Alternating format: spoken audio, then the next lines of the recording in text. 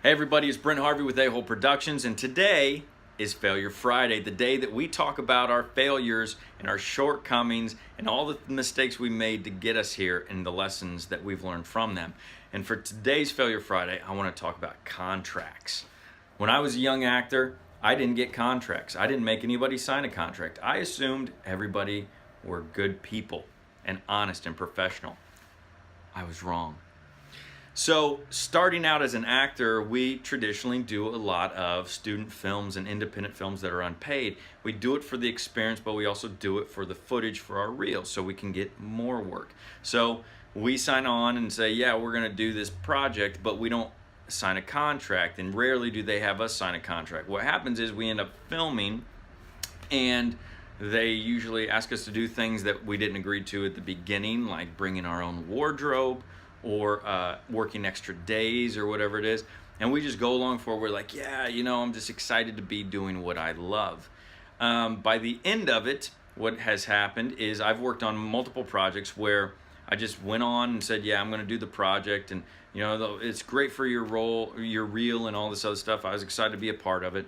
And then quickly it was like they screwed up, and then they need to add another day of shooting, and then I felt guilty because I was like, I don't want to be that guy that that brings the project to a halt. I want it to be a team player, so I give up another day to them.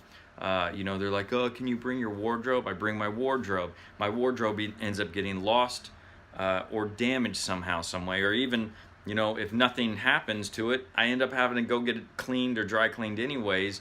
And that's all out of pocket, right? And then what happens is after shooting, especially if it's a student film, they get so wrapped up in their next project because in film school traditionally, they have to do project after project after project. It's a very quick process. So what happens is they get so busy working on the next project that they abandon or don't finish completely the one that you worked on or that I worked on. And so when I'm like, hey, where's the footage? They're like, I don't have time for that, or they ignore me. So finally I got tired of that because I was putting in a lot of work. I was sacrificing a lot by giving up my time and energy and my talent, even though it was still at the beginning, to give to these people, to this project, yet I was getting nothing out of it other than the actual experience, which I'm not negating. That is important and that is valuable. However, we're always trying to move the ball forward in our career, and it's important because it's show business. It's show me. So to have footage from your reel, that's what gets you the next job. To show this role you did, that's what gets you to the next marker, right? So by the end, I had nothing. Days out, I had gas that I spent on everything. So I finally wrote up a contract that stated that these are the terms. Sometimes it's called deal memo. I do deal memos now more than anything than a contract, which has more language in it, but it's the same thing. It's saying, okay, we agreed to this. I agreed that I'd work 2 days, that you'll feed me after 5 hours, you'll cover my gas and mileage, whatever the terms are, whatever you negotiate with the production, you put that down. So I started putting that down. The biggest thing is that I'm volunteering my time. I'm deferring payment to work on this. However, I demand that I get either the raw footage or the edited footage within 60 days. If I don't, and I'm denied that, then on the 61st day, you owe me, and I think the last time, or when I first started doing it, I was like, you owe me $250 a day that I worked to pay me. So if they didn't get me the footage, whether it was raw footage or edited footage, if they didn't get it to me within 60 days of wrap, they had to pay me for the days that I actually worked. It's funny because every time I took that contract in, the directors would always be like, oh, yeah. I'm just like, hey, this is to protect me and to protect you, but just so we are on the same page. They're like, oh, yeah, I would never do that. I'd never do that. And I'm like, oh, yeah, no, I know you would. I'm just, other people have. Then, of course, we wrap. A month goes by, and I go, hey, where's the footage? Or where are we at with this? And they ignore me. Or they say, I don't have time for this, or, it's coming. And then by, right around day 50, 55, I reach out to them again, what's going on with this? And they're like, ghosting me or not, again, excuses. So then I would just then click and drag and drop the contract that they signed. I scanned it, I sent it to them in an email, and it would say, hey, and I'd say to them simply, hey, if I don't have the footage by whatever the day was, like Saturday or Monday or whatever it is, the following day I'm going to go to and file in small claims court and demand that you pay me, because on the contract it states that you owe me money. It's a legal binding contract, so there would be no way for them to talk their way out of it, right? And it's funny how quickly in the next 12 to 24 hours, all of a sudden I have the footage. They've had the footage the whole time. They just thought that they could just ignore me or forget about it because whatever, they're too busy. Well, I'm a business. You're a business. You have a product. Unfortunately, I know it doesn't sound sexy, but that is you. You are your own client, your business, however you want to look at it. But here's the thing. You're running a business. You have to protect yourself. Nobody else is going to protect you. You need to look over all contracts, whether your agent, preps or whatever. You need to read over it and make sure, because they may not be looking out for your best interest, or they may be assuming that you're okay with something that you're not. So don't let them get you into something. But the whole point is always have a contract. Always have a contract, and make sure that you outline the terms that you have agreed to. Now, I'm not saying all the things I listed don't have to be part of your deal. Whatever it is you agree to with the director, the producer, whoever it is, it doesn't matter. As long as you protect yourself and put those terms into the contract so both parties are on the same page. And this is important and don't be ashamed of saying, here's a contract. Everybody in the business deals with contracts.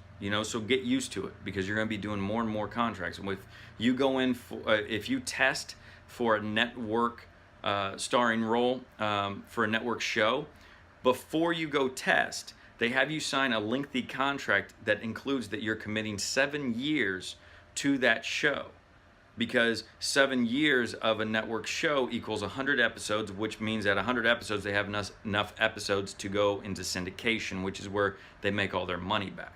That's a whole nother thing. However, what they're saying is that if this show continues on, they need to know that you're committed for 7 years, and that's before you get to go in and really audition for the network or anything else.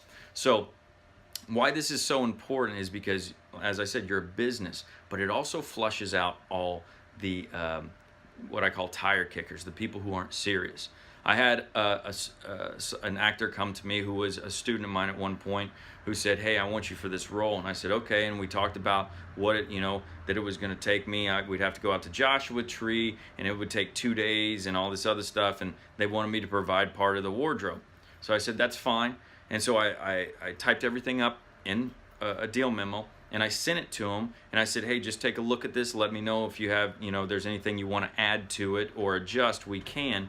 And they came back and they were just angry. They're like, how dare you send me a contract? That's so unprofessional. I don't want to work with you. And I was like, it's like it literally protected me and them. So I don't understand why they wouldn't sign it, other than the fact that what they were going to do was manipulate. They were going to get me out there and say, oh, it's more than 2 days, or hey, I need you to bring this, or whatever it was, or I'm not going to pay you for the gas and the mileage that I promised you, and no, there's not food, you should have brought your own food, whatever it was. How many projects I've flushed people out of that I didn't waste my time and energy going and doing this project, which every time that's happened, that I've people flushed out because I asked them to sign a contract, guess what? The project fell apart. Even, a month or so later, whatever it was, the projects never came to fruition. So that tells you something.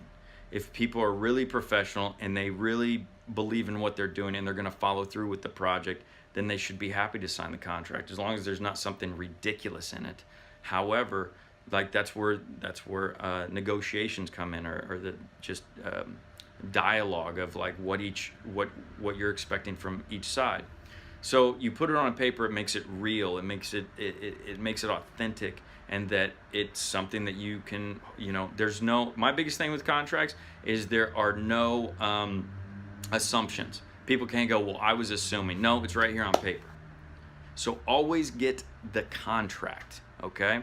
And to help you out, I've actually attached a contract to below so you can download it and use that template. You can adjust it however you want to. It's the contract I started using. There's a couple others, for examples, if you want to do a deal memo. But that's the one I've used. So tweak it, use it. Always, always, always, always protect yourself. Don't make yourself vulnerable to be taken advantage of or put in this hard work, or go on set and you do some amazing work and it gets captured on camera and then you never get the footage. Protect yourself. Fair enough? So there's my failure Friday. I didn't have the contract. I lost out on a lot of footage and a lot of time and energy, but I learned my lesson, and so therefore I started getting contracts every time. It's just a conversation and a signature. Fair enough? So if you got any questions or concerns regarding this lesson, please leave them below. Share it with anybody else you think that might be useful, because at A-Hole Productions, all we're doing is trying to inspire others and motivate them to follow their own dreams and give them the courage and the motivation to be confident in what they do as an artist.